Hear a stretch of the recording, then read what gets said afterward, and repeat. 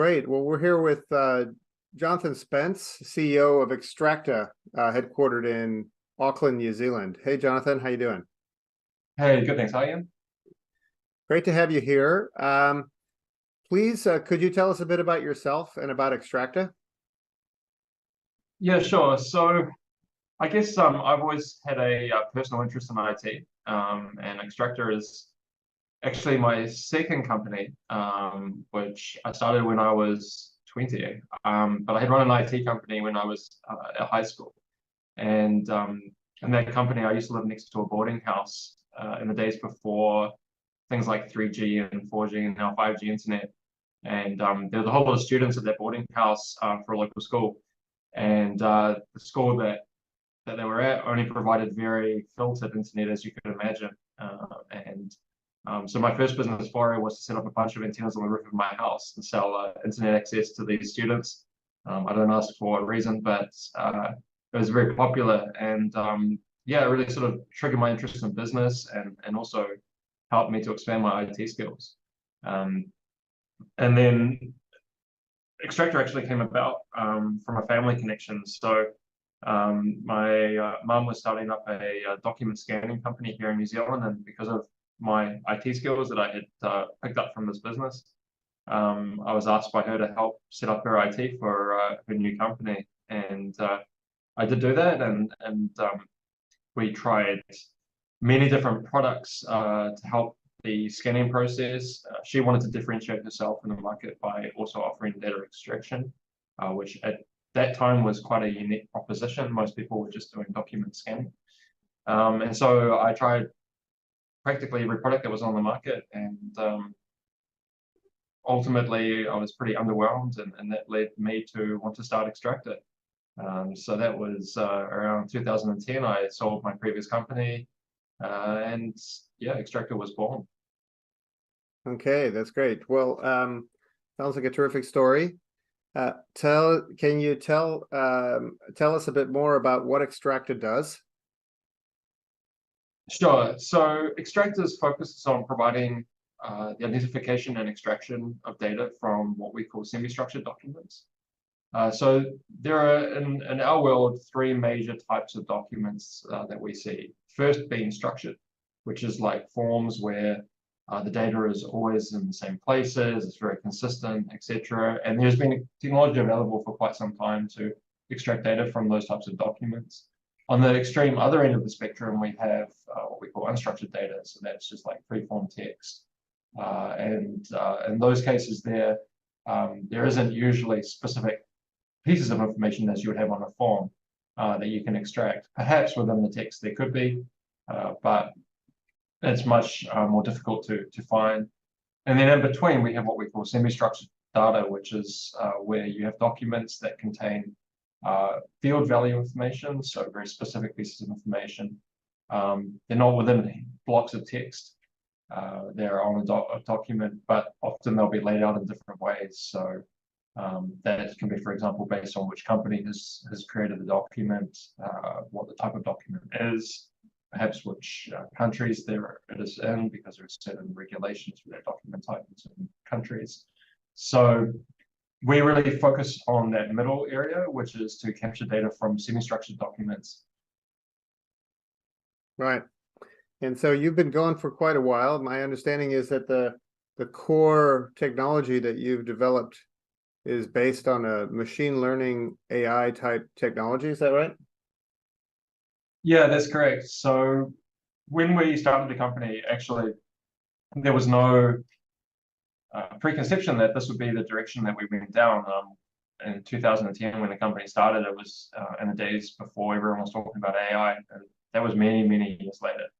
But what actually happened was we got a grant from the New Zealand government. Like we had this idea, I had this idea about AI for a while, and so we applied for a grant, got it.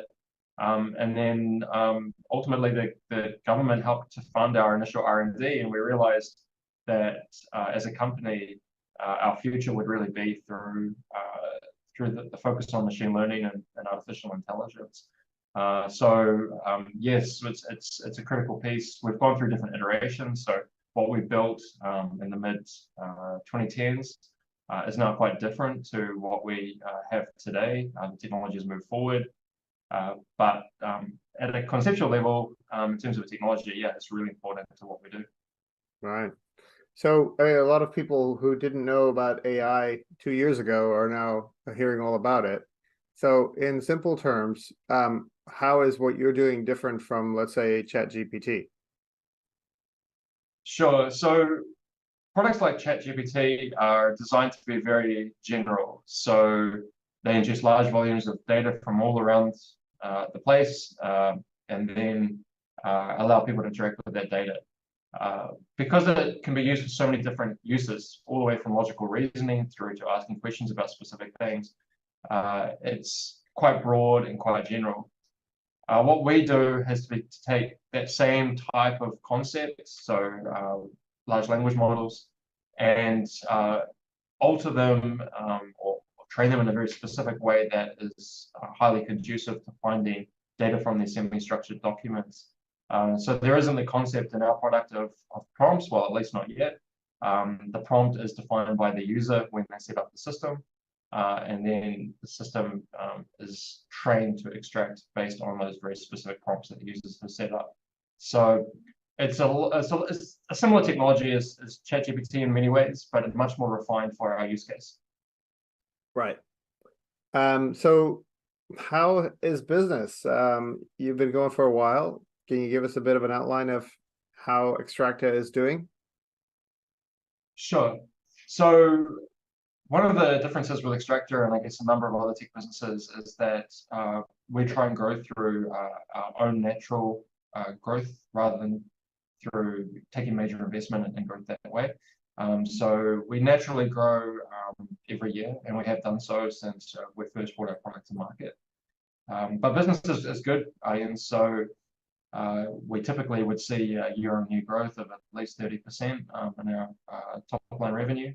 And you know that we're hoping to accelerate as more and more people are interested in this type of technology. They can see the use cases within their businesses and their different opportunities they can leverage to both, I guess, reduce their costs as well as become more competitive in their market spaces. Mm-hmm. So the team that you're leading is all based in New Zealand? Not entirely. So we do have the majority of our team here in Auckland in New Zealand. We do also have a few team members dispersed in different countries. So, for example, currently we have members in Australia, we have members in Vietnam, and then also typically there are people traveling to go and visit our clients at all times. So it could be anywhere in the world we've got team members, but primarily we're based here in New Zealand. I would like to make the comment that I don't feel this really has any impact on us, and I think that the pandemic in many ways helped that. Because the concept of remote meetings became the norm, and whether you're in New Zealand or in anywhere, it doesn't really matter where you are, because the meeting formats, the discussions, etc., are all the same. So yeah, apart from being a beautiful place to live, you know, there are also many benefits of being based here in New Zealand.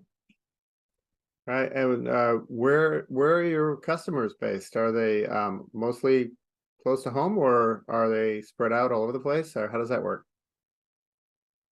Yeah, it works very easily, actually. They're not all close to home. Our local market here is very small. New Zealand's got a population of between 4 and 5 million, which is less than many cities themselves around the world. So we definitely do have customers here, but if you look at our where our revenue is derived, most of it comes from offshore. So we have major customers in North America, we have major customers in Europe, in India, Southeast Asia. Australia is also a really big market for us. So we have customers literally all around the world. Mm-hmm. And who are these customers? What kind of people or companies are using your product? So the majority of our customers, if we look at where our revenue is derived, comes from what we would call OEM or wholesale customers. So these are customers who have their own software products or their own platforms or solutions, and they're wanting to offer a data extraction capability within those platforms. To build that themselves is really difficult. It's taken us years to build our platform. So we've actually catered our platform for these clients in particular. Of course, we can also sell it for other users, like just the standard end user or corporate or government agency. But in many cases, yeah, these OEMs have come to us and they've taken our product to build into their platforms. So this is where most of our customers, by revenue at least, are sitting. The solutions that they provide are quite varied. We've got everything from lending platforms through to accounts payable automation, expense management, insurance applications. So yeah, there's a broad range. Okay, well, we're looking ahead now that you were ahead of your time. Now AI is the big thing. What do you see for Xtracta going forward? Everyone always asks me this question, and the reality is that the market for our market space, the IDP or intelligent document processing space, is getting busier, but at the same time, the market itself is growing hugely. So I recall when we first started this, it was almost like a mission to convince customers that they should automate parts of their business. They were either skeptical, they were scared, or there were a number of other barriers. Whereas because of the explosion in the market, it's not just the explosion within the supply side of who provides the technology, it's also an explosion with the demand side, because as more and more of our competitors join the market, our customers are more educated. There is a lot more going on in terms of conferences. Some of the leading industry analysts are talking a lot more about this type of technology. So the market itself is growing just as fast as the competitive landscape, probably even faster. So I guess I'm pretty excited about the future, because rather than having to break down doors just to convince people of things that are going to help them, they're actually coming to us to want to help themselves. And it makes the whole process much easier from our sales side, but also from the implementation, because our customers themselves are the ones who have those to install this technology, and not just for us to provide it. So yeah, there's a lot of huge opportunities I can see coming up. Okay. Well, just to close, as a CEO of a company that's growing rapidly, what would you say to CEOs of companies around the world who are watching this? How should they be thinking about AI? I think that they should be thinking extremely strategically about AI. It's not just our market, our intelligent document processing, where this technology is coming. It's in all facets of their businesses. There's hardly a business that won't be impacted by this technology.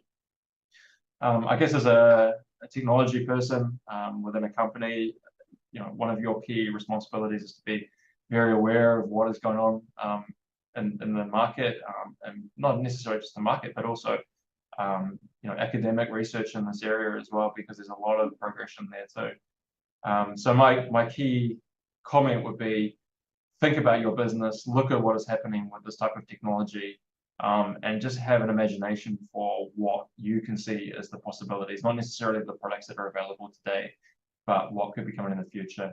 Personally, I see at the moment most of the work in AI is around knowledge-based work, so similar to the area that we work in, which is normal desk workers. Personally, I see that the future will be more around physical jobs, especially with the rates of remuneration for those jobs. And many countries, look at somewhere like Australia, where a miner in some remote outback mining facility could be paid hundreds of thousands of dollars per year.